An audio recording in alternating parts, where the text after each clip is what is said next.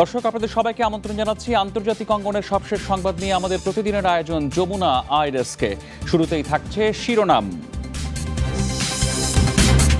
শান্তিতে নোবেল পেল বিশ্ব খাদ্য কর্মসূচি, মহামারী ও সংঘাতের সময়ে খাদ্য নিরাপত্তা দেয়াই এই স্বীকৃতি।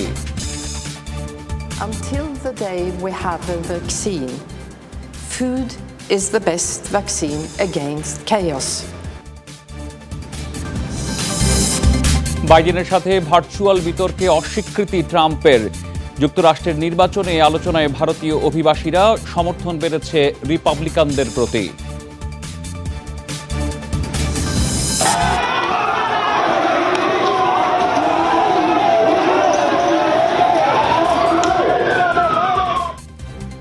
পশ্চিমবঙ্গে বিজেপির কর্মসূচিতে হামলাকে কেন্দ্র করে কেন্দ্র ও রাজ্য সরকারের বিরোধ তুঙ্গে, মমতাকে দায়ী করছে মোদির দল। এসব খবরের বিস্তারিত নিয়ে আপনাদের সাথে আছি আমি, রাহাত মিনহাস। এবছর শান্তিতে নোবেল পুরস্কার পেল বিশ্ব খাদ্য কর্মসূচি WFP। মহামারী ও সংঘাতের সময়ে খাদ্য নিরাপত্তা দেওয়ার স্বীকৃতি হিসেবে দেয়া হলো এই পুরস্কার। শুক্রবার নরওয়ের নোবেল কমিটি এই সিদ্ধান্তের কথা জানিয়েছে। বলা হয়, এর মাধ্যমে কোটি কোটি ক্ষুধার্ত মানুষের দুর্দশার দিকে সবার দৃষ্টি আকর্ষণের চেষ্টা করছেন তারা। 10 ডিসেম্বর অস্ততে তুলে দেয়া হবে এই পুরস্কার। খাদ্য সংকট এমন ভয়াবহ দুর্দশার চিত্র সংঘাত কবলিত অনেক জায়গাতেই। সংঘাতে বিপর্যস্ত অঞ্চলগুলোর মানুষ জানে খাবারের জন্য কষ্ট কতটা ভয়াবহ। তবে সংঘাত কবলিত অঞ্চল কিংবা মহামারীর ভয়াবহতা, ক্ষুধার্ত মানুষের কাছে খাবার পৌঁছে দেওয়ার কাজ করছে বিশ্ব খাদ্য কর্মসূচি WFP। এর স্বীকৃতি হিসেবেই 2020 সালের শান্তিতে নোবেল এই প্রতিষ্ঠানের। Until the day we have a vaccine, food is the best vaccine against chaos. Nobel কমিটির চেয়ারম্যান বলেন, বিশ্ব খাদ্য কর্মসূচিকে স্বীকৃতি দেওয়ার মাধ্যমে কোটি কোটি ক্ষুধার্ত মানুষের দুর্দশার দিকে মানুষের দৃষ্টি আকর্ষণের চেষ্টা করেছে তারা। জানান, 2019 সালে বিশ্বজুড়ে খাদ্য সংকটে ছিল প্রায় 13 কোটি মানুষ। এর মাধ্যমে 10 কোটি মানুষের কাছে খাবার পৌঁছেছে বিশ্ব খাদ্য কর্মসূচির মাধ্যমে। For acting as a driving force in efforts to prevent the use of hunger as a weapon of war and conflict. 1961 সালে যাত্রা শুরু করে জাতিসংঘের বিশ্ব খাদ্য কর্মসূচি। সরাসরি খাবার সরবরাহের পাশাপাশি ক্ষুধা ও দারিদ্র্যের শৃঙ্খল ভাঙতে বিভিন্ন কার্যক্রম পরিচালনা করছে সংস্থাটি। পুরস্কার হিসেবে তারা পাবে $11 লাখ। 6টি ক্যাটাগরিতে নোবেল দেওয়া হলেও প্রতি বছর আগ্রহের কেন্দ্রবিন্দুতে থাকে শান্তি পুরস্কার। এবছর শান্তি নোবেলের জন্য মনোনয়ন পান 318 ব্যক্তি এবং প্রতিষ্ঠান। মীর মুশফিকা হাসান, যমুনা নিউজ। প্রতিদ্বন্দ্বী জো বাইডেনের সাথে ভার্চুয়াল বিতর্কে অংশ নেবেন না মার্কিন প্রেসিডেন্ট ডোনাল্ড ট্রাম্প। তার সহযোগীরা বলছেন, এক সপ্তাহ পিছিয়ে হলেও সামনাসামনি বিতর্কে অংশ নিতে চান প্রেসিডেন্ট। ট্রাম্পের করোনা শনাক্তের প্রেক্ষিতে বৃহস্পতিবার আয়োজক কর্তৃপক্ষ জানিয়েছে, 2 প্রেসিডেন্ট প্রার্থীর দ্বিতীয় বিতর্কটি অনলাইনে অনুষ্ঠিত হবে। এর প্রতিক্রিয়ায় ফক্স বিজনেস চ্যানেলকে দেয়া এক সাক্ষাৎকারে ট্রাম্প বলেছেন, কম্পিউটারে তর্ক করাটা হাস্যকর, সময়ের অপচয়। তার অভিযোগ, প্রতিপক্ষকে সব ধরনের সুবিধা দিতেই বিকল্প পন্থা অবলম্বন করছে কমিশন। প্রথম বিতর্কের পর ডোনাল্ড ট্রাম্পের শরীরে করোনা ভাইরাস শনাক্ত হয়। 15 অক্টোবর দ্বিতীয় ও 29 অক্টোবর তৃতীয় বিতর্ক অনুষ্ঠিত হওয়ার কথা রয়েছে। মার্কিন প্রেসিডেন্ট নির্বাচনে জয় পরাজয় নির্ধারণে বড় ভূমিকা অভিবাসী ভারতীয় জনগোষ্ঠীর। 28 লাখ মানুষের ভোট টানতে মরিয়া উভয় পক্ষই। ভাইস প্রেসিডেন্ট পদে কমলা হ্যারিসকে মনোনয়ন দিলেও নিশ্চিত নন ডেমোক্র্যাটরা। কারণ জনমত জরিপ বলছে, নরেন্দ্র মোদীর সাথে সুসম্পর্কের কারণে ভারতীয় জনগোষ্ঠীতে বেড়েছে প্রেসিডেন্ট ডোনাল্ড ট্রাম্পের জনপ্রিয়তা। গেল বছর হিউস্টনের জনসমুদ্রে দাঁড়িয়ে প্রেসিডেন্ট ট্রাম্পের পক্ষে এভাবেই ভারতীয় ভোটারদের সমর্থন চান প্রধানমন্ত্রী নরেন্দ্র মোদী। মার্কিন প্রেসিডেন্ট নির্বাচনে ব্যবধান গড়ে দিতে বড় ভূমিকা রাখতে পারে 40 লাখ ভারতীয় অভিবাসী। বিশেষ করে ব্যাটল গ্রাউন্ড হিসেবে পরিচিত রাজ্যগুলোর 13 লাখ ভারতীয় বংশোদ্ভূত ভোটার নির্ধারণ করতে পারেন জয় পরাজয়। 2016 সালের নির্বাচনে এই তালিকার 3 রাজ্যে মাত্র কয়েক হাজার ভোটের ব্যবধানে পরাজিত হন ডেমোক্র্যাট প্রার্থী হিলারি ক্লিন্টন। স্বাভাবিকভাবেই ভারতীয় ভোটারদের দলে টানতে বাড়তি প্রচেষ্টা প্রধান দুই দলের। ডেমোক্রেটিক পার্টি থেকে ভাইস প্রেসিডেন্ট প্রার্থী হিসেবে ভারতীয় বংশোদ্ভূত কমলা হ্যারিসের মনোনয়নকে এই প্রচেষ্টার অংশ হিসেবেই দেখছেন অনেকে। ট্রাম্প মোদির মতো কট্টরপন্থী জোটের বিপরীতে ভারতীয় বংশোদ্ভূত এক নারীকে ভাইস প্রেসিডেন্ট হিসেবে মনোনীত করে উদারতার পরিচয় দিয়েছে ডেমোক্রেট শিবির। রিপাবলিকান নেত্রী নিকি হ্যালিও হঠাৎ নিজের ভারতীয় বংশ পরিচয় নিয়ে খুব কথা বলছেন। সব মিলিয়ে বিষয়টা বেশ জমে উঠেছে। অভিবাসী বান্ধব হওয়ায় ঐতিহাসিকভাবেই অভিবাসী ভারতীয়দের সমর্থন ডেমোক্র্যাটদের প্রতি, কিন্তু ট্রাম্প মোদির যুগলবন্দিতে রিপাবলিকানদের প্রতি ঝুঁকেছেন অনেক ভারতীয়। কাশ্মীর সংকট কিংবা চীনের সাথে দ্বন্দ্বের মতো আন্তর্জাতিক রাজনীতির কিছু ইস্যুও প্রভাব রেখেছে এতে। যুক্তরাষ্ট্রের প্রতিদ্বন্দ্বী চীনের সাথে ভারতেরও দ্বন্দ্ব আছে, আর চীনকে টেক্কা দিতে ভারতের চেয়ে বড় সহযোগী একটাও পাবে না ট্রাম্প প্রশাসন। ট্রাম্প মোদির আমলে দুদেশের মধ্যে যে কোনো সময়ের চেয়ে ভালো সম্পর্ক গড়ে উঠেছে। 2016 সালে 28 লাখ ভারতীয় ভোটারের মধ্যে মাত্র 16% সমর্থন পেয়েছিলেন ট্রাম্প। জনমত জরিপের ইঙ্গিত এবার দ্বিগুণ হতে পারে এ হার। নুসহাত কামাল, যমুনা নিউজ। পশ্চিমবঙ্গে বিজেপির কর্মসূচিতে পুলিশের হামলাকে কেন্দ্র করে কেন্দ্র ও রাজ্যের ক্ষমতাসীনদের বিরোধ এখন তুঙ্গে। নরেন্দ্র মোদীর দলের অভিযোগ, পশ্চিমবঙ্গে কোনো গণতন্ত্র নেই, চলছে তৃণমূল কংগ্রেসের একচেটিয়া শাসন। আর বিজেপির দাবি, পরিবর্তনের হাওয়া টের পেয়ে আক্রমণাত্মক মমতা ব্যানার্জির দল। জবাবে তৃণমূল বলছে, বহিরাগতদের নিয়ে গুন্ডামি করার চেষ্টা করছে সন্ত্রাসবাদী দল বিজেপি।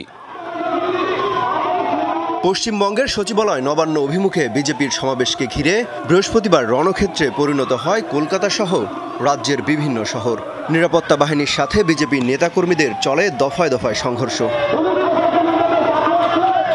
রাজ্যে নানা অনিয়মের অভিযোগে প্রতিবাদের ডাক দিলেও বিজেপির কর্মসূচিকে দেখা হচ্ছিল মমতা ব্যানার্জির বিরুদ্ধে শক্তি প্রদর্শনের মঞ্চ হিসেবে। সেখানে পুলিশি বাধায় ক্ষুব্ধ কেন্দ্রের ক্ষমতাসীনরা। বিজেপি নেতারা বলছেন, জন অসন্তোষ টের পেয়ে আক্রমণাত্মক হয়ে উঠেছে তৃণমূল কংগ্রেস। শান্তিপূর্ণ একটা আন্দোলনকে সহিংসতায় পরিণত করেছে পুলিশ। এমনকি নারী কর্মীদের ওপরও চালানো হয়েছে অমানবিক নির্যাতন। মমতা ব্যানার্জির আগ্রাসী আচরণের বিরুদ্ধে আমাদের এই আন্দোলন চলতেই থাকবে। এটা অগণতান্ত্রিক পরিবেশ, একটা স্বৈরাচারী সরকার চলছে, তারা গণতান্ত্রিক আন্দোলনকে গায়ে ঠেকাবার চেষ্টা করছে। তারা কেবল হিংসার মাধ্যমে, অত্যাচারের মাধ্যমে আমাদের মুক্ত করার চেষ্টা করছে। তৃণমূলের দাবি, দাঙ্গা হাঙ্গামার উদ্দেশ্যেই কর্মসূচি দিয়েছিল বিজেপি। বিজেপি কোনো রাজনৈতিক দল না, সন্ত্রাসবাদীদের দল। সন্ত্রাস করে গুজরাটে করেছে, দিল্লিতে করেছে, উত্তরপ্রদেশের সন্ত্রাস চলছে। বাংলার শান্ত পরিবেশকেও নষ্ট করার চেষ্টা করছে। আগামী বছর রাজ্যের বিধানসভা নির্বাচনকে ঘিরে ক্রমেই পশ্চিমবঙ্গে উত্তেজনা বাড়ছে বিজেপি ও তৃণমূলের মধ্যে। অমিত হাসান রবিন, যমুনা নিউজ। চিকিৎসাধীন অবস্থায় মারা গেলেন ভারতের কেন্দ্রীয় মন্ত্রী রামবিলাস পাসওয়ান। এক টুইট বার্তায় এই তথ্য নিশ্চিত করেছেন তার ছেলে চিরাগ পাসওয়ান। তিনি জানিয়েছেন, দীর্ঘদিন হৃদরোগে ভুগছিলেন 74 বছর বয়সী এই রাজনীতিবিদ। 1 মাসের বেশি সময় ধরে ভর্তি ছিলেন সিটি হাসপাতালে। সেখানে 4 অক্টোবর হয় হার্টের সার্জারি। তার মৃত্যুতে শোক জানিয়েছেন প্রধানমন্ত্রী নরেন্দ্র মোদী সহ বিভিন্ন রাজনৈতিক দলের নেতারা। 2019 সালের নির্বাচনের পর বিজেপি সরকারের খাদ্যমন্ত্রী হিসেবে দায়িত্ব পালন করছিলেন তিনি। সমবেদনা জানিয়ে নরেন্দ্র মোদী বলেন, ভারতের রাজনীতি এবং উন্নয়নে রামবিলাস পাসওয়ানের শূন্যতা কখনোই পূরণ হবে না। অবশেষে ভূমধ্যসাগরে চলমান উত্তেজনা নিরসনে আলোচনায় বসতে রাজি হয়েছে তুরস্ক ও গ্রিস। গ্রিসের পররাষ্ট্রমন্ত্রী নিকোস ডেন্ডিয়াসের সাথে বৈঠকের পর বিষয়টি নিশ্চিত করেছেন তুরস্কের পররাষ্ট্রমন্ত্রী মেভলুথ কাভুসলু। তিনি বলেছেন, কয়েক দফায় এই আলোচনা অনুষ্ঠিত হবে। প্রথম পর্যায়ের বৈঠকে আঙ্কারায় অনুষ্ঠিত হবে বলেও নিশ্চিত করেছেন তিনি। এ বিষয়ে বিবদমান অপর দুই পক্ষ গ্রিস ও সাইপ্রাসও সম্মতি দিয়েছে বলে জানিয়েছে তুরস্ক। তবে গ্রিস বা সাইপ্রাসে বৈঠকে বসবে কিনা তা সেই বিষয়ে এখনও কিছু জানানো হয়নি। সমুদ্র সীমায় জ্বালানি আহরণকে কেন্দ্র করে সম্প্রতি বিবাদে জড়ায় তুরস্ক ও গ্রিস এবং সাইপ্রাস। এ নিয়ে সামরিক উত্তেজনাও দেখা দেয়। কূটনৈতিক নানা তৎপরতার পরও উত্তেজনা কমেনি আর্মেনিয়া আজারবাইজানের। অব্যাহত রয়েছে সংঘাত। বাকু প্রশাসনের মিসাইল হামলায় ঐতিহাসিক উপাসনালয় ধ্বংসের অভিযোগ পাসনিয়ানি সরকারের। এই পরিস্থিতিতে সোমবার মস্কোতে জরুরি বৈঠকে বসছে যুক্তরাষ্ট্র, রাশিয়া ও ফ্রান্স। মধ্যস্থতাকারীদের ইঙ্গিত, 2-1 দিনের মধ্যেই আসতে পারে অস্ত্রবিরতির ঘোষণা। 2 সপ্তাহের দক্ষিণ ককেশীয় অঞ্চলের সংঘাতে প্রথমবারের মতো উপাসনালয়ে হামলা। ঐতিহাসিক হলি স্যাভিয়ার ক্যাথেড্রাল ধ্বংসের জন্য আজারবাইজানের দিকেই অভিযোগের তীর আর্মেনিয়ার। তবে স্পর্শকাতর এলাকায় মিসাইল হামলার দায় অস্বীকার করছে ইলহাম সরকার। উত্তাল পরিস্থিতির মধ্যেই সংঘাত নিরসনে চলছে কূটনৈতিক প্রচেষ্টা। জেনেভার বৈঠকে কার্যকর কোনো সমাধান না আসায় সোমবার মস্কোতে বসবেন যুক্তরাষ্ট্র, রাশিয়া ও ফ্রান্সের প্রতিনিধিরা। তার আগে অস্ত্রবিরতি বাস্তবায়নের উপর জোর দিচ্ছে আন্তর্জাতিক শক্তিগুলো। তুরস্কের উস্কানি বাড়াচ্ছে নিরাপত্তা ঝুঁকি এবং আন্তর্জাতিক পর্যায়ে ছড়াচ্ছে লড়াই। দেশটি আপোষ মীমাংসায় ভূমিকা রাখবে, এটাই প্রত্যাশা।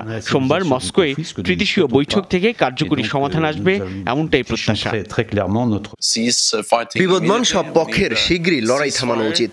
রাজনৈতিক শান্তি এবং সমঝোতাপূর্ণ সমাধানের জন্য দরকার অস্ত্রবিরতি। সামরিক শক্তি প্রয়োগের মাধ্যমে কখনোই সমাধান আসে না। এর জন্য প্রয়োজন আলোচনা ও পারস্পরিক বোঝাপড়ার।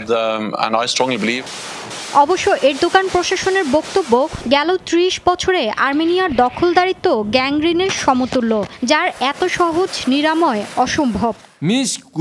নিজ ভূখণ্ড পুনরুদ্ধারে আজারবাইজান দৃঢ় সংকল্প। নিরপেক্ষ বিচারের প্রতি আস্থাশীল। প্রত্যেক দেশকে বলবো বাকুর পাশে দাঁড়ান, কারণ দখলদারিত্বের পাশাপাশি 30 বছর ধরে ভূরাজনীতির ক্ষেত্রে আপোষহীন আর্মেনিয়া, যা গ্যাংগ্রিনে পরিণত হয়েছে। আন্তর্জাতিকভাবে নাগোর্নো কারাবাখের মালিক আজারবাইজান, কিন্তু আগ্রাসনের মাধ্যমে পার্বত্য অঞ্চলটি দখল করে রেখেছে আর্মেনিয়া।